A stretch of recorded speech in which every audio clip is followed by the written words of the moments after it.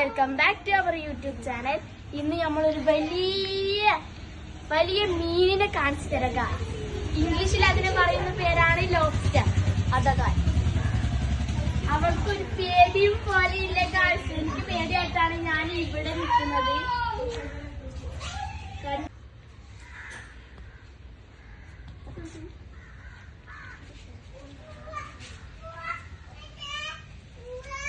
ഇതിനെ നമുക്ക് ഫ്രൈ ചെയ്യാം. ഫ്രൈ ചെയ്തിട്ട് വരാം കേട്ടോ ഗൈസ്.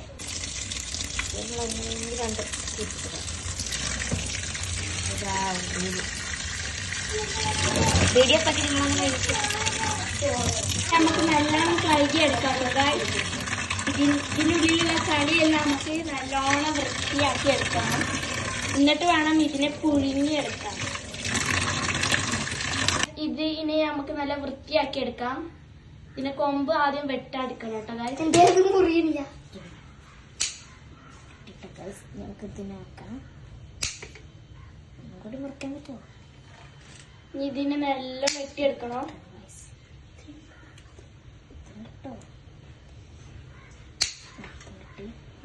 അതോട്ട് ഇതെല്ലാം വെട്ടിയെടുക്കണം കേട്ടോ ഗൈസ്. ഇതിനെ കുക്കറിലിട്ട് വേവിച്ചെടുക്കാം കേട്ടോ ഗൈസ്. നമുക്ക് കുറച്ച് വെളുത്തുള്ളി ഇതിലേക്ക് ഇട്ട് കൊടുക്കാം.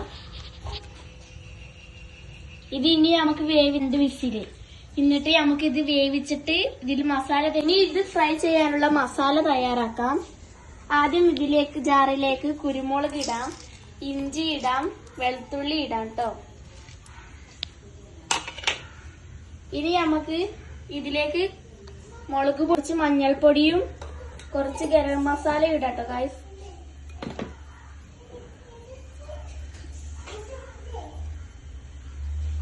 ഇനി നമുക്ക് ഇത് അരിച്ചെടുക്കാം കേട്ടോ ഗൈസ്.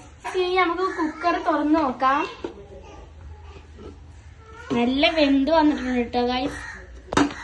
ഇനി നമുക്ക് ഇത് നമുക്ക് ഇനി ഫ്രൈ ചെയ്തെടുക്കാം. കുറച്ച് ഉപ്പിട്ടെടുക്കാം ഗൈസ്.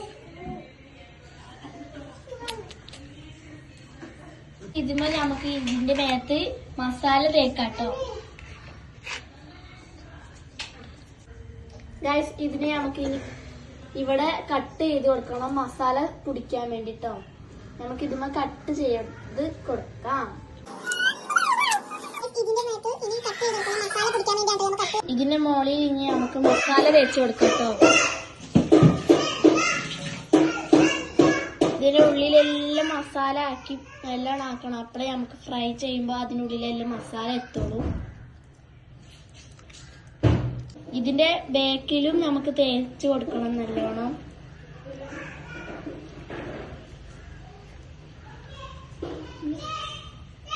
ഇതിനുള്ളിൽ നമ്മൾ കട്ട് ചെയ്തിട്ടാണ് മസാല തേച്ച് കൊടുക്കുന്നത് കേട്ടോ ഗൈസ്.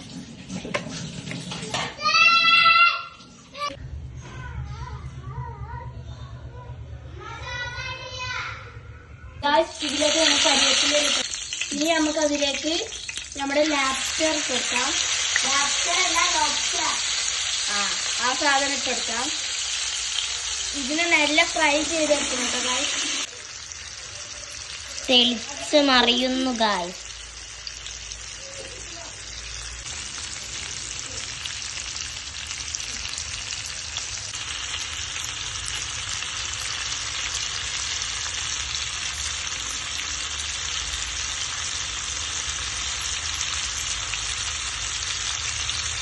ഇനി നമുക്ക് തിരിച്ചിട്ട് ഫ്രൈ ചെയ്തെടുക്കട്ടെ ഗൈസ്.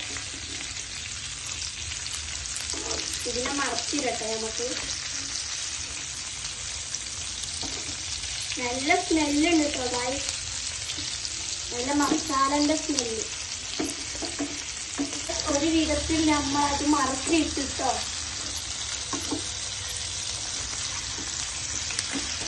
ഇനി നമുക്ക് കുറച്ചു നേരം ഇങ്ങനെ വേവിച്ചെടുക്കണം. നല്ല മണമുണ്ട് കേട്ടോ ഗൈസ്.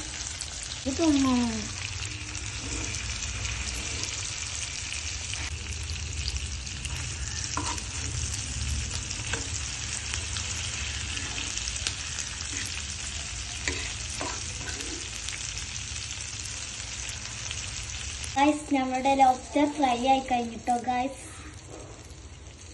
ഗൈസ് നമ്മുടെ ലോബ്സ്റ്റർ ഫ്രൈ ചെയ്തിട്ടുണ്ട്. ഇനി ഇത് കഴിക്കാൻ മാത്രമേ ഉള്ളൂ കേട്ടോ ഗൈസ്. ഇനി കഴിച്ചിട്ട് നമുക്ക് പറയാം കേട്ടോ.